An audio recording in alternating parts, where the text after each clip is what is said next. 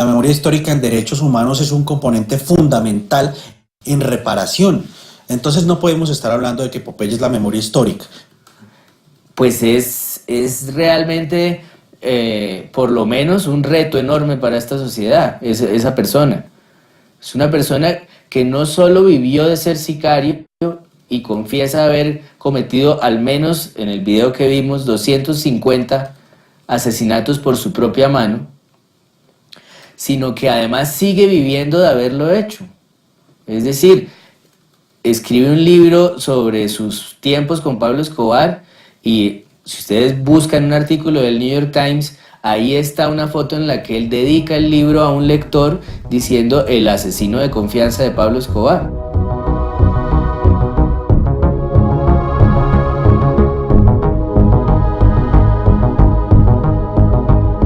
Yo estoy en YouTube, hice mi trabajo, tengo más de 100.000 suscriptores, ahorita voy por mi botón de oro y ellos me lo entregan a mí. ¿Qué cuida YouTube? De que yo no haga apología del delito dentro de su plataforma, de que yo no esté vendiendo armas ni traficando cocaína por ahí. De resto, yo no tengo una sola bandera amarilla. Acá hay 2 muertos ilustres que fueron asesinados por Pablo Emilio Escobar Gaviria y por mi persona y por el cartel de Medellín. Acá tenemos al doctor Carlos Mauro Hoyos, era el procurador de la República de Colombia.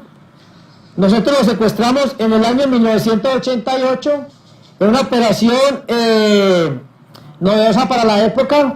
Se corre un riesgo enorme cuando quien está narrando es el ampón, cuando no hay un punto de vista que lo regule o que lo equilibre o que lo haga ver como un ampón, no como un Robin Hood o como un superhéroe desmontando el establecimiento, que en una sociedad tan desigual, tan deshecha como Colombia, es muy fácil ponerse del lado de cualquiera que desbarate este establecimiento tan cínico y tan empobrecedor. O sea, es que hemos tenido unas élites de vergüenza que han dado la espalda sin ninguna angustia y sin ningún problema a su sociedad. Si no existe otra versión de la historia o si está trazado el proceso de construcción de otra versión de la historia distinto al que nos están entregando sus protagonistas malos o los villanos de la historia,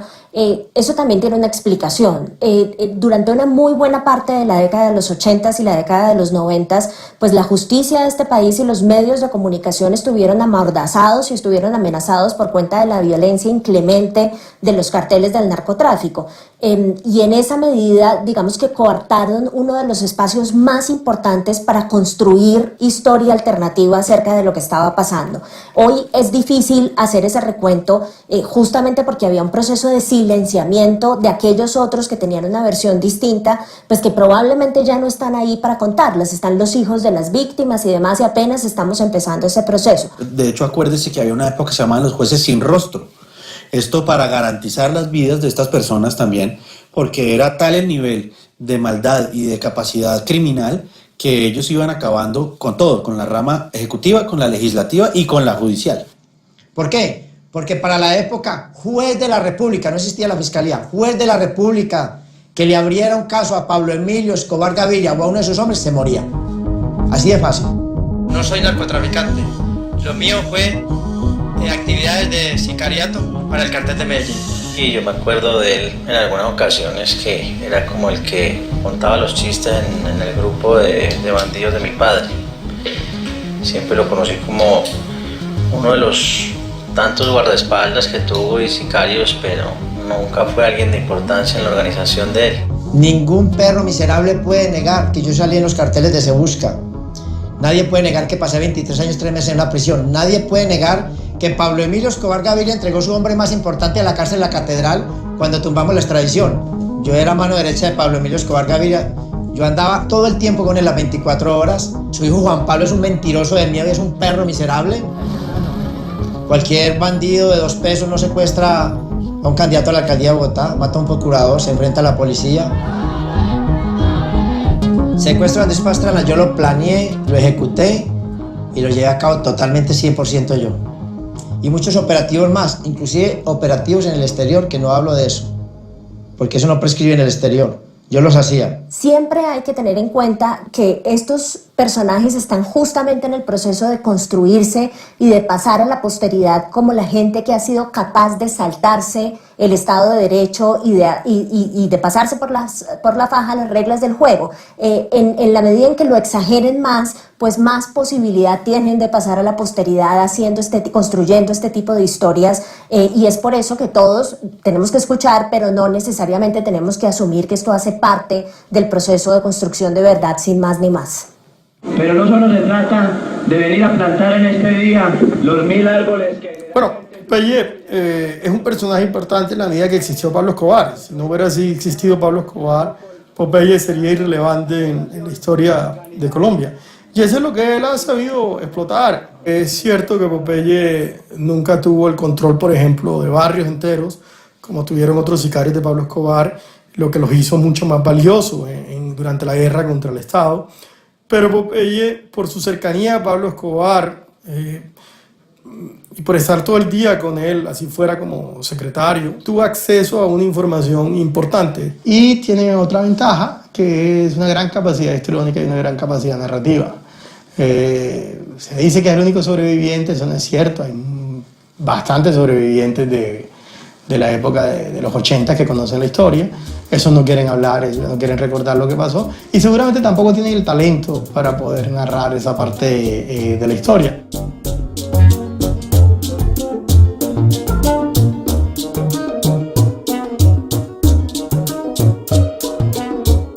Culebrero en la cultura paisa es un Popeye. Podemos con todas las situaciones. En mi pueblo, en Yarumal, Antioquia, yo soy de Yarumal, Antioquia, los culebreros son muy famosos. Allí llegan los culebreros, por ejemplo, y tienden una culebra mueca y la ponen ahí y colocan una crema de cebo y la ponen ahí y la empiezan a vender a 10.000 pesos. Y entonces empieza ahí el culebrero: mira, aquí donde usted me ve, yo tengo 3.500 años porque uso esta crema todos los días. Y llega un campesino y le pregunta al payaso, el que está haciendo el ruedo ahí, y oiga, señor, ese culebrero sí tiene 3.500 años con esa crema. Y le dice el payaso: yo no sé, porque apenas hace 400 años trabajo con él.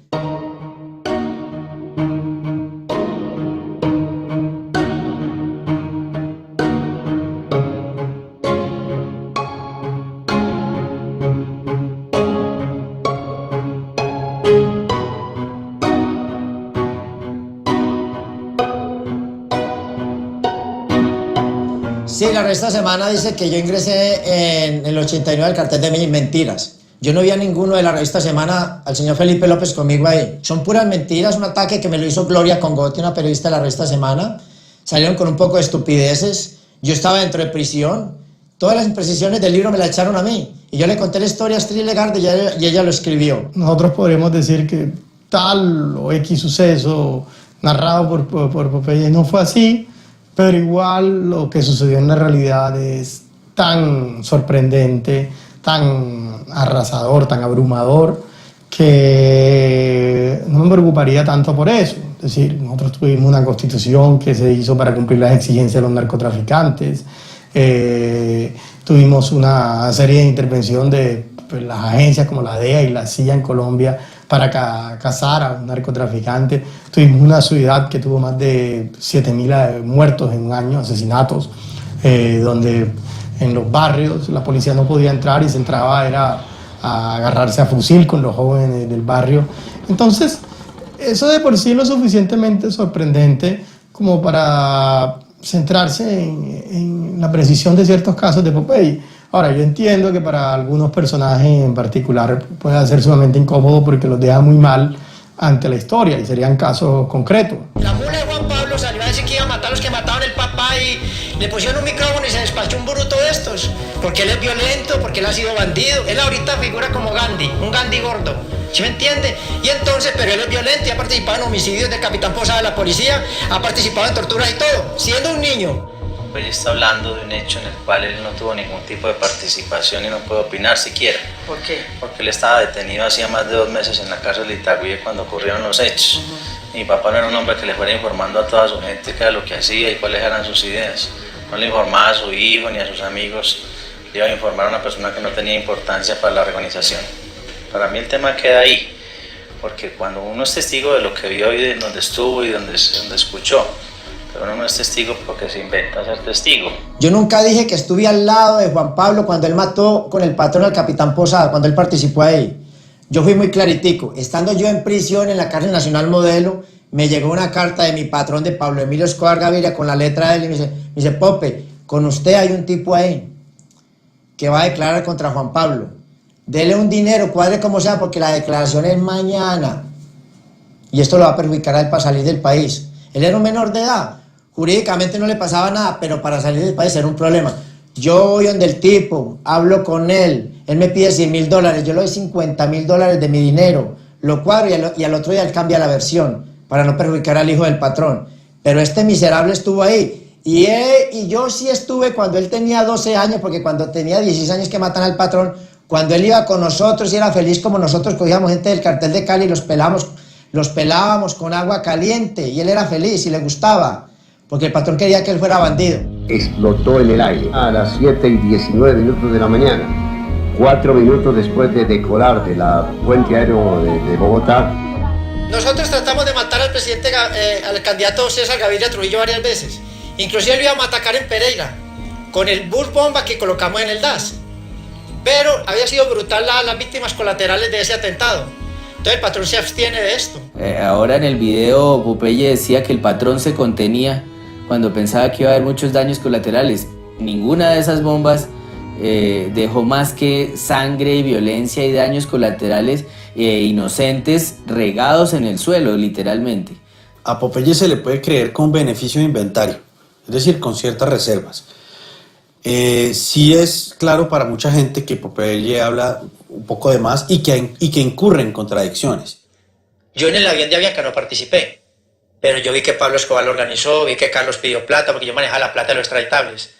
Ese dinero se llevó para montar la bomba, yo entregué la plata, eso es para montar la bomba al avión, que no sé qué, todo eso, yo ya pagué por eso. Que él dice, nosotros fuimos, yo estuve en la bodega donde armaron el explosivo del avión, para poner el ejemplo del avión, llevé una plata, participé y después dice que no tuvo nada que ver. Y después dice que pagó por eso. Entonces ahí encontramos una serie de mentiras o por lo menos de desaciertos entre una realidad y otra realidad aparente que él expresa.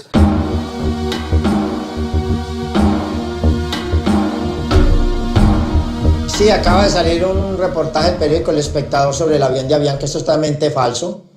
Yo lo vi dentro del cartel de Medellín, yo vi a Pablo Escobar Gaviria hablar del atentado del avión de Avianca, el Arete lo vio operar, a Carlos Castaño lo vio operar, el DAS subió la bomba al avión de Avianca. Está preso Dandeni Muñoz Mosquero, la Kika en los Estados Unidos de Norteamérica, es totalmente inocente. Pueden salir 500 periodistas a decir 1000 cosas, pero la bomba del avión de Avianca fue real, no fue un accidente es muy diferente a una explosión. La bomba del avión de Avianca fue totalmente real. Entonces, todas estas investigaciones en contra del avión de Avianca, eso en contra de las víctimas. Mire, las víctimas, ¿qué buscan? La verdad primero que todo. Porque si no hay verdad, que uno lo mire a los ojos y si yo lo maté. ¿Por qué lo mató? Por esto. Lo descuarticé, ¿dónde está enterrado? Aquí. Eso busca a las víctimas. Busca la reparación. Y buscan el perdón. Si no hay reparación y verdad, no viene el perdón. Porque la víctima de pronto te perdona de boca, pero de corazón no. Para que la víctima te perdone como victimario de corazón, tiene que haber verdad y reparación.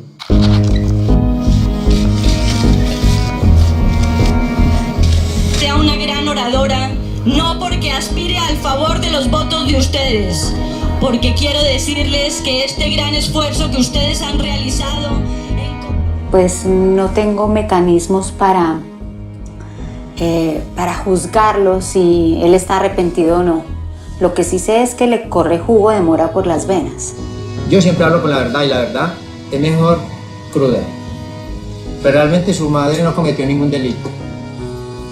Su madre fue un vehículo para tumbar la extradición, para presionar al presidente de la República y utilizar a su abuelo, el doctor Turbay, para que se creara un ambiente para la no extradición, para hacer la constituyente de 91. Si vamos a hablar del arrepentimiento, realmente, pues esto tiene también ya unos componentes mucho más de orden humano, de carácter de sensibilidad. En todos estos presupuestos de carácter humanitario está la pedida de perdón de los victimarios, pero es